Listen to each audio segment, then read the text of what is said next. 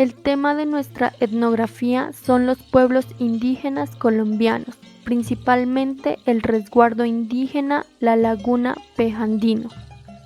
Para nuestra investigación fue necesario adentrarnos un poco más a fondo a la historia indígena. Dentro de esta nos encontramos que Cristóbal Colón, a pedido de la reina Isabel, llegó a conquistar nuevas riquezas y territorios en sus embarcaciones que fueron la Pinta, la Niña y la Santa María. Encontraron que el territorio colombiano estaba ocupado por las tribus ancestrales. Entre ellas encontramos a los araucos, guayú, chamí, a los quimbaya, entre otras tribus más. Cabe resaltar que nuestras tribus indígenas son ricas en su cultura, lengua, tradiciones, música y creencias. También poseen sus propias leyes y dirigentes que son llamados de forma diferente según cada tribu indígena. En algunos es llamados cacique, mamos, jaibana o médicos, chamán médico, brujo, gobernadores. Estos hombres representan en las tribus el conocimiento, la sabiduría, un guía o también como un orientador. Estos pueblos poseen sus propias lenguas nativas o dialectos. Viven en resguardos indígenas regidos por cabildos, integrados por un gobernador y la guardia indígena. Después de esta breve historia, dimos paso a la investigación a nuestro departamento Nariño y nos informamos que existen 6 etnias indígenas reconocidas, que son los Injas, los Pastos y los Quillacingas. Para abordar nuestro tema principal, investigamos a la comunidad Quillacinga y el territorio.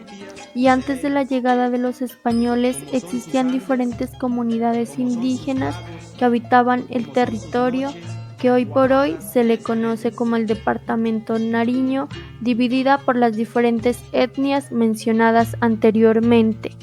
Al enfrentar las invasiones españolas, estas parcialidades fueron disminuidas por diferentes factores que fueron como las nuevas enfermedades que llegaron con los conquistadores, también la guerra y el despojo de las tierras que incidieron. Pasto es el pueblo Quillacinga, cuyo nombre significa hombre nariz de luna. Este pueblo no se encuentra registrado en el censo y hoy está conformado por 3 cabildos indígenas reconocidos por el ministro del Interior, como son Obonuco, Genoy, Mocondino, y 2 resguardos dominados, la Laguna Pejandino y el Refugio del Sol. Muchas de estas parcialidades son reconocidas. Resguardo indígena La Laguna Pejandino. Este resguardo de Pejandino y La Laguna están ubicados en el kilómetro 7 vía oriente. Estos 2 resguardos se declaran vacantes al no recuperar sus títulos que reposan en la Notaría Primera de Bogotá, pero actualmente se unificaron como el resguardo indígena La Laguna Pejandino del pueblo Quillacinga, que también se caracteriza por su cosmovisión orientada hacia la quilla, que para ellos es la luna, donde se emplea para el uso de la agricultura, la fecundidad y los rituales. Además, trabajaron lo lítico en la piedra y la difusión en el arte supreste, destacándose los pretofligios, piedras sagradas que están distribuidos por todo el territorio. También cabe señalar que el Inti, o sea el sol, y la quilla, es decir, luna, se consideran los 2 grandes dioses creadores de la vida, donde nace la Pachamama para ofrecer todos los recursos que necesite el Quillacinga, es decir, hombre nariz de luna. Dentro de la organización política y social, el resguardo indígena La Laguna Pejendino del pueblo Quillacinga maneja su ley espacial bajo la figura del derecho propio, donde se considera que está dentro de la organización política, que está plasmada a las diferentes faltas y a la organización de la comunidad. Esto permite promover el sentido de pertenencia y fortalecer la capacidad de negociación y concentración que aporta la conservación, defensa, al control de recuperación de las relaciones armónicas en el territorio. Ustedes se preguntarán qué es el Cabildo Indígena de la Laguna Pejendino.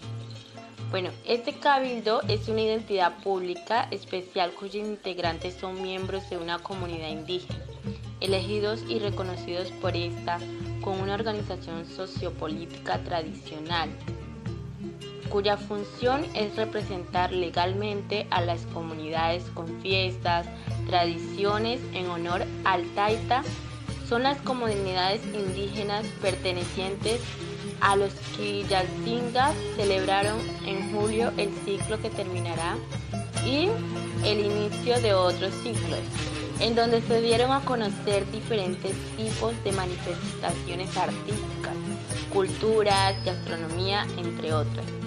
En agradecimiento y tributo al Padre Sol y a la Madre Tierra por la vida, por los alimentos, recibieron con la participación activa de la comunidad, sus autoridades, tradiciones, institutos educativos y de salud, entre otras.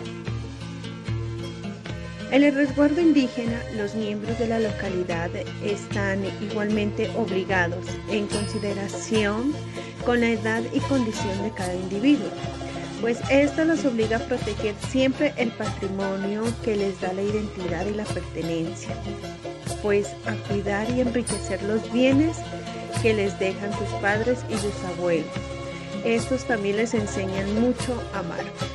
Es bueno tener tradiciones y saber preservarlas. También llegan a ser necesario cambiarlas, pues las costumbres y tradiciones se han construido a través del tiempo en la vida de muchas generaciones. Entonces puede ocurrir que lo que fuera útil y fácilmente la vida hace 100 o 200 años, pues hoy ya no lo sea.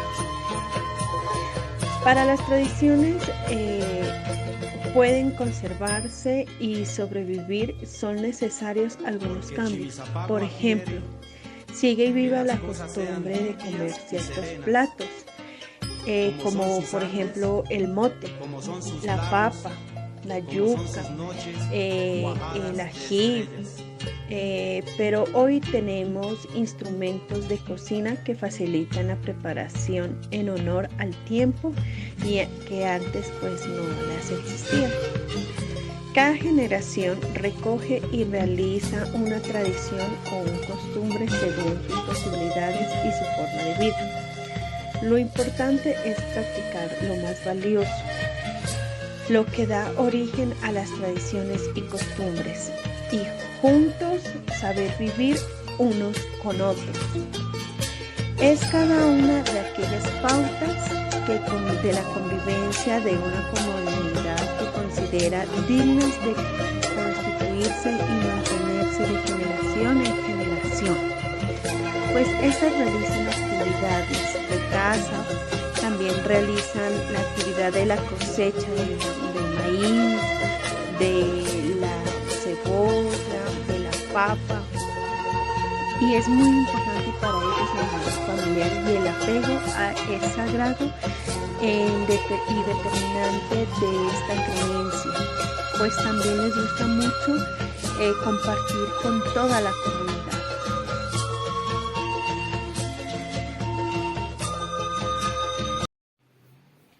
Empezando por la que es la parte de gobernabilidad. Antes se utilizaba lo que era la parte de las autoridades como el alcalde mayor, ¿sí? Pero más antes pues eran los caciques, ¿sí? Los caciques eran los que gobernaban dentro de cada territorio. De ahí empezaron a organizarse ya los cabildos, luego empezaron ya fueron un poquito, como decir, no modificándose, pero sin perder la identidad, sin perder la autonomía, sin perder los usos y costumbres. Porque hoy en día, pues, lo que yo le comentaba antes, se han realizado como digamos, un poquito de diferencia, ¿sí? Porque los resguardos que habían aquí en nuestro territorio se extinguieron, ¿sí? Unos por acuerdo de la misma comunidad, otros porque el gobierno ya no, pues quería, mejor dicho, como dicen vulgarmente, desaparecernos, ¿sí? Pero la idea de seguir adelante con los cabildos, con los resguardos, ya empezó nuevamente la gente a reestructurarse. Entonces, nuestro en sí lo empezamos a reestructurar desde 1998. Se extinguió en el año 1928, algo así, en esa época. Se extinguió el resguardo, luego se tomó un receso y en 1998 nuevamente se reinició. Nuevamente empezamos la reestructuración de lo que es el cabildo indígena La Laguna Pequeñina. Claro que aquí habían, como le digo, unos 4 cabildos también así, pero en forma diferente, ¿no? Cada quien en su sector. Pero luego, hoy en día, unimos esa situación, ¿sí? Entonces, los nuevos gobernadores que vinieron ya para la reestructuración del cabildo, pero no, pues, si ya los demás no se reconocen, nosotros no vamos a reconocer, pero vamos a buscar la gente. Entonces empezamos por Buesaquillo, La Laguna, Cabrera y aquí lo que es Pequeñino San Fernando para mí, ¿sí? Para los demás, pues simplemente San Fernando nomás, ¿sí? Entonces esos son los nombres originarios del territorio. Bueno, de ahí pues nosotros ya empezamos, ya los mayores también, pues yo creo que era muchacho todavía, empezaron a hacer la reestructuración, a seguir trabajando duro para lograr nuevamente tomar esa identidad, esa autonomía como autoridades, como comunidad indígena. De ella se vinieron las elecciones a elegir los gobernadores para que puedan fundamentar ese derecho propio, ese derecho mayor, ese derecho autónomo de nosotros como comunidades indígenas. Yo creo que ustedes sí se han de acordar de Taita Israel, ¿no? Botina. Sí, claro. Sí, él fue el primer gobernador, los primeros que lucharon por la causa, para seguir estructurando el cabildo. De ahí ya vinieron ya pues los demás ya empezamos a reunirnos, empezamos a hacer nuestra parte política, digamos así, interna de lo que es el resguardo y el cabildo anteriormente. Anteriormente se trabajaba con un documento que es resolución, ¿sí? Lo que usted está estudiando, lo que usted va a estudiar, la parte antropológica, de Bogotá vinieron, hicieron el estudio aquí antropológico, vinieron a reestructurar, a mirar los usos y costumbres de cada persona, de cada familia, y cómo se iba a fundamentar esa autonomía. Entonces, así es que, ya una vez inscritos a nivel nacional, no reconocidos, porque hay muchas veces que confunden que el gobierno nos ha reconocido, no. Nosotros mismos nos reconocemos como personas. Digo, yo soy indio, soy indígena, y así seguiré, ¿sí? El gobierno nos tiene que decir, veas, que vos sos indígena, reconocete. No, yo soy indígena y yo me reconozco a sí mismo, ¿sí? Como indígena. Entonces, me declaro ya en ese avance de tener mis usos y costumbres, de tener mi sangre indígena propiamente, y renunciar a una ley ordinaria, a una ley común, la que se fundamentó prácticamente, pues esas son ideas españolas, son ideas de otros estados del universo, vienen de Europa, ¿sí? Que ya fueron organizándose acá en Colombia con el susodicho descubrimiento de América, que para nosotros fue un tormento prácticamente, ¿sí? Porque sometieron a nuestras nativas, ¿sí? Mataron a nuestros nativos, a los padres nuestros, a los ancestros nuestros, y se apoderaron de todas las riquezas, se apoderaron y se llevaron todo para España. Aquí fue muy poquito lo que dejaron, menos mal que la gente empezó a tocar, pero que los multinacionales son también los que se tiran todo. Entonces, bueno, de ahí en adelante pues ya se hicieron las elecciones, ya se organizó el cabildo, ya empezamos a luchar duro por lo que le digo, por la resolución, que no fue tan fácil. Un documento, como decir, como cuando uno es guaguita y lo van a hacer bautizar, y de allá le hacen un documentico donde le dicen el nombre, es hijo de tal persona, Ya, ese es el documento que queda registrado en la parroquia, donde lo bautizan a uno. Luego pasa ya a la parte política, que es el registro nacional. Ese ya es para las elecciones, para todas las cosas que se utilizan. Bueno, entonces, nosotros ya empezamos a trabajar ya con la parte que le digo, la parte antropológica que nos vino a visitar, vino a mirar todo eso. Entonces ya empezamos con un documento que se llama resolución. En ese tiempo la resolución pues servía para identificarnos, no solamente aquí dentro de nuestro territorio, sino a nivel nacional. Todo eso se lo realizaba en el Ministerio del Interior y de Justicia en ese entonces. Luego esta organización también tomó ¿qué es? Se cambiaron, sí, cada quien tomó su identidad, uno fue el Ministerio de Justicia y el otro fue el Ministerio del Interior, así que se separaron y hoy en día es el Ministerio del Interior. Bueno, de ahí seguimos trabajando, ya Taita Israel pues él entregó su cargo a otro gobernador y así sucesivamente se iba realizando, ¿cierto? Luego vino Taita Fermín, de Taita Fermín vino el gobernador que lo mataron, ¿sí? Taita Ernesto Potendino, ¿sí? Entonces de ahí está el actual que se llama Francisco Vallejo Fusi. Hoy en día ya él sigue luchando por lo que es el resguardo. El resguardo también ya constituido, ya estamos constituidos en el 2017, se lo constituye ya como resguardo, que tiene más derechos fundamentales todavía que el anterior, que el cabildo simplemente es para personas, donde podía uno acoger a las personas que se presenten, cualquier persona que llegue, pero sin tener en cuenta la identidad ni la autonomía de esa persona, ¿sí? Sino que se los iba reconociendo y listo. Hoy en día no, hoy en día ya con la constitución de resguardo entra la persona, pero tiene que entrar con tierras, porque ya los convenios y todo lo que se realiza como resguardo se lo hace con la Agencia Nacional de Tierras hoy en día, ¿sí? Lo que antes era INCODER, hoy Agencia Nacional de Tierras.